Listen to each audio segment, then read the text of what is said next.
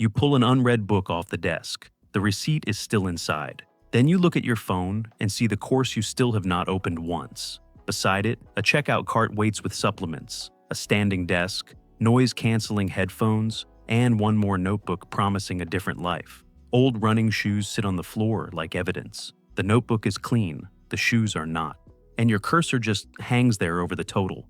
You tell yourself, this feels responsible. That feeling is the first thing you should mistrust. The smartest ways to invest in yourself right now usually look like the least exciting upgrades you could possibly buy. The changes that actually move your life tend to look plain, a little annoying, sometimes almost insultingly basic. But progress feels buyable. Real improvements usually don't. So, before you buy another Better Life starter pack, sort every upgrade into two piles. One pile is mood, the other is payback. Mood spending makes you feel like the kind of person who is finally getting serious. Payback spending makes tomorrow easier, sharper, stronger, or freer in a way you can actually use. Mood says, look at me trying. Payback says, look at what changed next month. A real investment in yourself should improve at least one of four things: what you can earn, how well you can think, how reliably you can function, or how much freedom you can buy. If it misses all four, it may still be nice. It may still be comforting, but it probably isn't the thing you needed most. A Bureau of Labor Statistics Time-used survey says Americans spent just 17 minutes a day reading for personal interest in 2024, which tells you how little growth time survives the default day.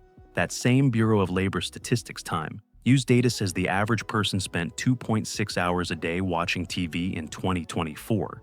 So the problem is not only motivation, it is what the day quietly spends for you.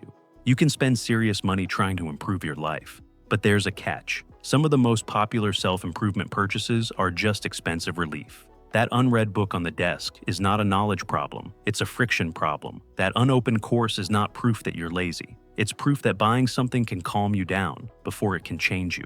A lot of self-improvement spending is really guilt management in nicer packaging. It lowers the panic for one night. It doesn't build the machinery that makes better days repeat. That is the trap. A whole market exists to sell you the look of progress before it gives you the machinery of progress. Subscribe, because this channel is here to separate the look of progress from the stuff that actually changes your life. Mood says, look at me trying. Payback says, look at what changed next month. Maybe you're already pushing back. I do not need another self-improvement video. I need more money. Good. Then stop treating every hopeful purchase like an investment. If money is tight, symbolic progress isn't harmless. It steals real resources from the stuff that would actually raise your floor. Maybe part of you says, the course makes it real. No, the checkout page makes it feel real. Reps make it real. Sleep makes it usable. Attention makes it stick. Proof makes it pay. Cash makes it survivable. So here's the sorting system. 4 buckets. Energy, thinking, income, freedom, 12 moves inside those buckets. Some are so boring they almost offend you. That's why they work. Before you buy more advice, repair the machine that has to use it. Because what good is another answer if the person holding it is running on fumes? An alarm glows at the edge of the bed. Blackout curtains half close. A sleep mask sits on the nightstand. Walking shoes wait by the door. On the kitchen counter, a water bottle and a dentist reminder card sit beside a pharmacy pickup, slip you've ignored twice. None of this looks impressive or sounds ambitious. None of it gives you that clean little burst of identity where you feel upgraded in public. That's exactly why people skip it. Everybody wants the new skill first, but there's a catch. A tired brain turns good advice into unused tabs. You might be thinking, sleep, walking, and fixing my health are chores, not investments. Right? They are chores. So is changing the oil if you want the engine to last. The problem is that people talk about health like it's a moral issue, so your brain hears a lecture. I want you to hear infrastructure. Your first asset is a brain that works on schedule. Sleep consistency matters, not just one heroic night here and there. If your bedtime drifts all over the week, your focus can drift with it. Your mood can get more fragile. Your memory can get sloppier. Tiny decisions start costing more. You don't need a perfect routine. You need a reliable one. Same rough sleep window, same rough wake time. Less bargaining with midnight. CDC sleep data show that 30.5% of adults were getting less than 7 hours in 2024, which means a lot of people are trying to improve their lives on low battery. Then there is movement, not for beach photos, for energy, mood, and stress tolerance. Strength makes your body feel less breakable. Walking can clear mental static better than most people want to admit. And for a lot of people, a walk makes it easier to think and generate ideas than staying pinned to the room, the screen, and the noise. CDC activity data says only 24.2% of adults met both the aerobic and strength guidelines in 2020, so the boring physical basics are still rare enough to be an edge. And then there are recurring health frictions. The tooth that nags, the headaches, the old prescription, the allergy issue, the gut problem you keep calling normal, the back pain from the chair you sit in all day. These things don't look dramatic enough to handle today, so they keep stealing a little energy every week. That is how people stay tired for years without one big collapse. They leak, lose useful hours every week to bad sleep, constant pain, or brain fog. And by the end of the year, you've donated whole work weeks of clear thinking to nothing. Not to your family, not to your future, just to friction. Maybe you tell yourself, I just need better discipline. Maybe part of you also says, once work calms down, I will fix it. But discipline gets too much credit when the machine is broken. A drained body turns good intentions into canceled plans. It turns clear advice into 10 tabs and no movement. It turns normal stress into personal failure. And it makes every other investment on this list harder to use. Lay the foundation first: sleep consistency, strength, and walking. Fix the health friction that keeps showing up like a monthly tax. Once your body stops fighting you, your attention stops leaking so fast. And once attention stops leaking, what happens to all the ideas you keep collecting? 10 browser tabs close. One page stays open. A highlighter lands beside a notebook. Your phone goes into the other room. 3 handwritten lines hit the paper, and suddenly the room feels less crowded. This is the part almost nobody wants to hear, because buying information feels way better than processing it. If you already read and watch plenty, good. That tells you intake is not the issue. The problem is extraction. Most adults are not underinformed. They are oversupplied and underapplied. They know enough to sound smart for 10 minutes, and not enough to change what Tuesday looks like. Reading more can make you feel smarter, but there's a catch. Information only pays when it changes what you do on Tuesday. Read with extraction. Every time you finish something useful, pull out one idea, one action, and one question. One thing that changed your mind. One thing you will test. One thing you still need to understand better. If none of that makes it to paper, you probably didn't learn. You sampled. Then write to think, not to sound profound, to find out what you actually believe. Writing is where fuzzy ideas either survive or collapse. A lot of people say they are confused when really they just haven't sat still long enough to turn a feeling into a sentence. A page can do that. One page, not a masterpiece. Just enough to force clarity and protect attention like it pays rent, because it does.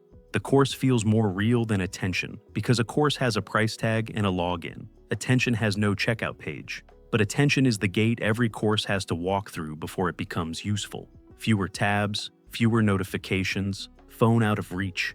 One block of focused time that is ugly, ordinary, and powerful. If you collect ideas every day and use none of them, after a while you do not own a library. You own clutter with better branding. A Bureau of Labor Statistics time. Use survey says Americans spent just 17 minutes a day reading for personal interest in 2024. And the same time, Use data says the average person spent 2.6 hours a day watching TV in 2024. That is not there to shame you. It is there to remind you how strong the default day is. If you don't protect attention on purpose, the day will spend it for you. Maybe the little voice says, I already know this stuff. Maybe. But if it does not survive the page, the calendar, and the next day, then you don't know it in the only way that matters. The point is not to become an information monk. The point is to stop confusing contact with change. Clearer thinking matters on its own. But income moves when the market can actually feel your value. Can it? A rough practice pitch starts playing. You ramble too long. Then the cleaner version comes in. The first line is clear, the promise is clear, and the result is visible. On the next screen, a work sample appears. A spreadsheet that saves time, a landing page that sells better, a video edited tighter, a proposal that makes sense in plain English. This is where the conversation stops being about feeling better and starts being about getting paid better. You might be thinking, this all sounds nice, but I need something that actually changes what I earn. Then learn one portable hard skill. 1, not 5. Not a pile of loosely inspirational interests.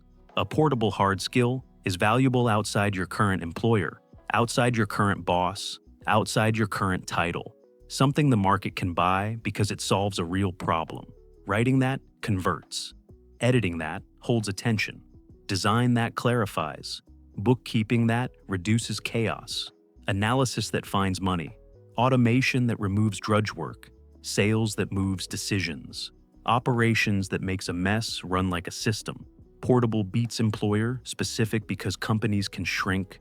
Titles can vanish. Internal tools can become worthless the minute you leave. But a skill that makes or saves money travels.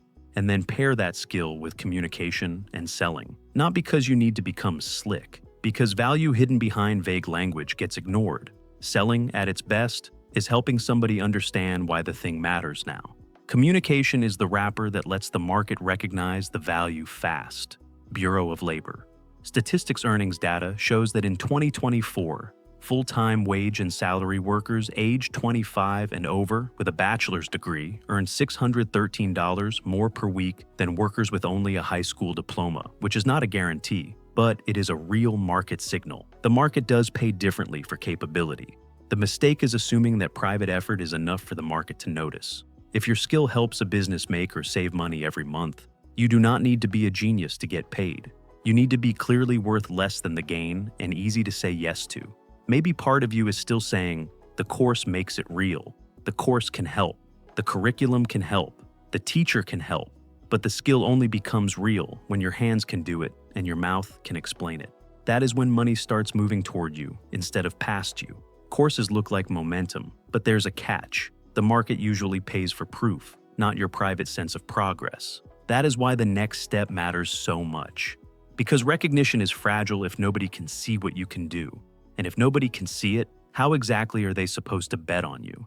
A certificate slides off the screen. In its place sits a plain portfolio page, one pinned case study, one sample project, one before and after, one clean sentence on the problem, one clean sentence on what changed. Nothing flashy, everything useful. This is the line between being a permanent student and becoming legible to opportunity. Training and Education Survey report says 21% of adults had a currently active work credential in 2016, which helps explain why signaling matters even before you get to real proof. Credentials can signal effort. They can show that you finished something. They can open a few doors, but proof travels farther than paper because proof reduces imagination. Nobody has to wonder whether you can do the work if the work is sitting right there. So, build visible proof. If you write, show the rewrite. If you analyze, show the dashboard. If you design, show the case study. If you manage projects, show the system. If your work is buried inside a job where nobody can see it, create a clean public version that demonstrates the same kind of thinking. It doesn't have to be paid work. It has to be obvious work. And then clean your digital reputation. Search your own name, fix the sloppy photo, fix the weird bio, archive the posts that make you look reckless or impossible to trust. Make your profiles point in one direction instead of 5. Most people don't need a grand online identity. They need less digital noise.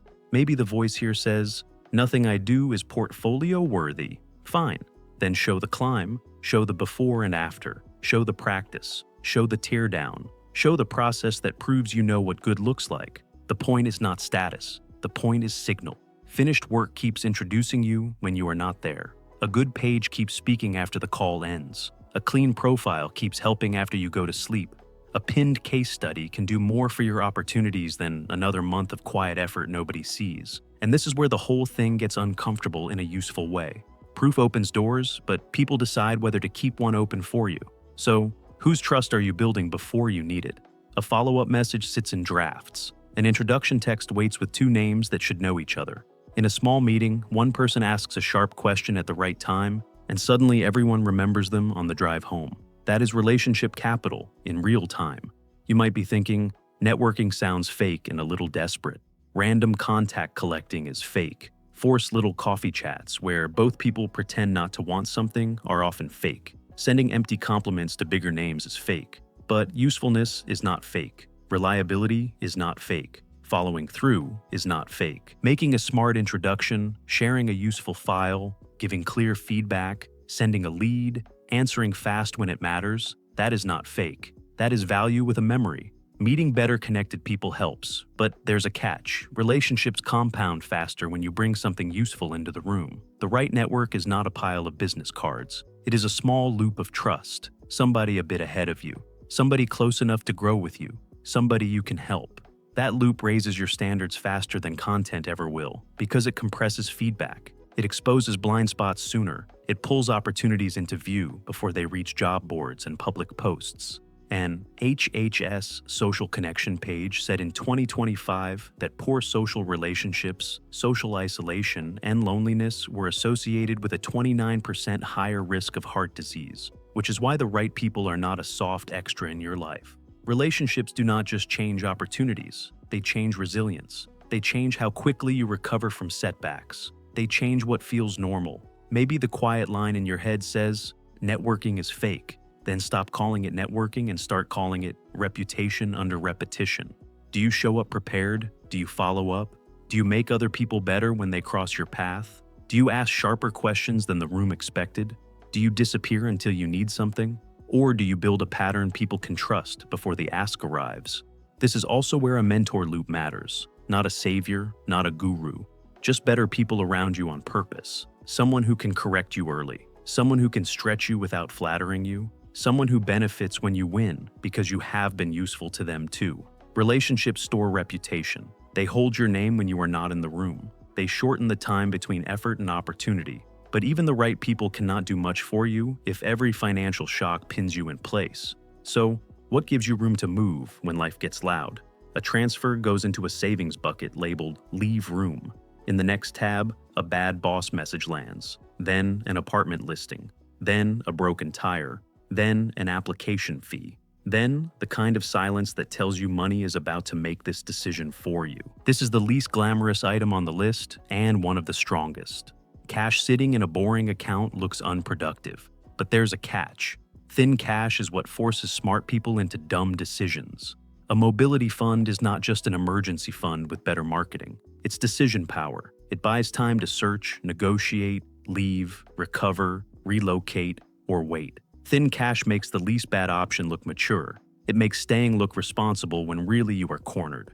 A Federal Reserve survey found 63% of adults said they would cover a hypothetical $400 emergency expense with cash or its equivalent in 2024, which is why thin cash turns every decision into panic math. That same Federal Reserve survey says 55% of adults had set aside money for 3 months of expenses in an emergency savings or rainy day fund in 2024. And that number matters because room to breathe changes how you negotiate. You might be thinking, cash sitting in savings feels like dead money. Dead compared to what? Compared to saying yes to the wrong job because you cannot float the gap. Compared to staying in the wrong city because the deposit hurts. Compared to accepting a bad client because rent is due. Compared to not taking the class, trip, recovery time, or relocation that actually changes your life because the buffer is missing. If a bad job underpays you each month and thin cash keeps you stuck there for extra months, the cost of not having a buffer is not the interest you missed in a savings account. The cost is the income, energy, and options you could not reach. If your buffer lets you wait for a role that pays more, or gives you enough room to move somewhere cheaper, or lets you recover before the next decision, that boring cash just became one of the highest returning things you own. Maybe the inner line here is, savings can wait. That line is expensive, because reserve money does not just protect you from emergencies. It changes the deals you accept when nobody is calling it an emergency yet. The hard part is that once you hear all this, you want to fix everything in one burst. You want the shoes, the portfolio, the sleep schedule, the skill, the savings, the mentor, the clean profile, all of it by the weekend. That urge feels ambitious. That's usually where people blow themselves up. So how do you stop turning worthy upgrades into another pile of clutter? 4 cards land on a table: energy, thinking, income, freedom. You reach for the whole stack at once, and almost immediately the table looks like your browser did. This is where you get control back. You might be thinking, I cannot fix 12 parts of my life at once. Good. Do not try. Capacity grows in layers, not in panic. Pick one move from each bucket. One energy move that raises the floor. One thinking move that turns information into action. One income move that makes your value easier to buy. One freedom move that buys option space. Maybe your energy move is a consistent sleep window. Maybe it is walking after work. Maybe it is finally fixing the health friction you keep normalizing. Maybe your thinking move is reading with extraction, or writing one page at the end of the day, or putting the phone in another room for a real block of focus. Maybe your income move is choosing one portable hard skill and building one visible proof piece around it. Maybe your freedom move is a weekly transfer to a mobility fund or a follow-up system that keeps your best relationships warm. The reason this works is simple. Each bucket supports the next one. Better energy protects better thinking. Better thinking helps build better income. Better income makes freedom less theoretical. Freedom then protects the time and peace required to keep the whole system going. That is the layer effect people miss when they keep shopping for motivation. A dentist appointment can beat a supplement stack. A pair of shoes you actually walk in can beat another book you will not touch. One finished case study can beat a month of consuming advice. One automatic transfer can beat 1,000 little promises you make when you are feeling inspired. Maybe the pressure voice says, "I need to fix all of this now." Trying to fix your whole life at once sounds ambitious, but there's a catch. Too many worthy upgrades turn discipline into clutter. Sequence beats intensity. Order beats excitement. Narrow beats heroic.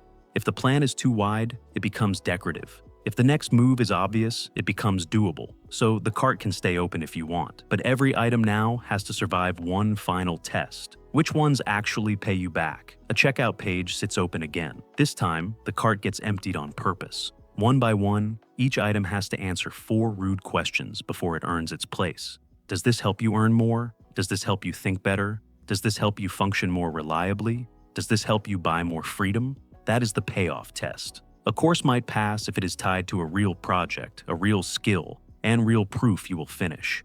A better laptop might pass if slow tools are choking paid work. Therapy might pass if it helps you stop repeating patterns that keep blowing up jobs, money, or relationships. A gym membership might pass if it becomes the structure that keeps your energy floor from collapsing. A weekend off might pass if you are burnt out enough that rest restores decision quality instead of just numbing you out.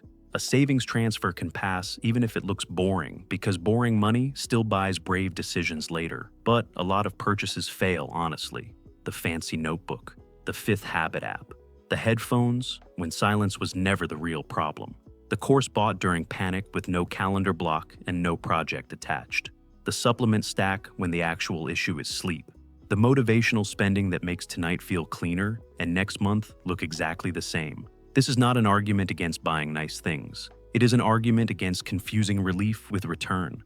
You're allowed to enjoy your money. You're allowed to rest. You're allowed to buy fun. Just don't call every hopeful purchase an investment in yourself when it is really a stress response wearing nicer clothes. The best upgrades often look boring before they look impressive. They look like the same bedtime for a while. A walk, a dentist visit, a portfolio page, a cleaned up profile, a saved buffer, a better sentence, a useful follow-up, a skill you can demonstrate without hiding behind big talk. Invest in yourself where your life changes, not where your guilt quiets down. So, the next time you are staring at a midnight cart full of a better life starter pack, ask the rude question before you hit buy. Am I building capacity, or am I just renting the feeling of becoming someone else?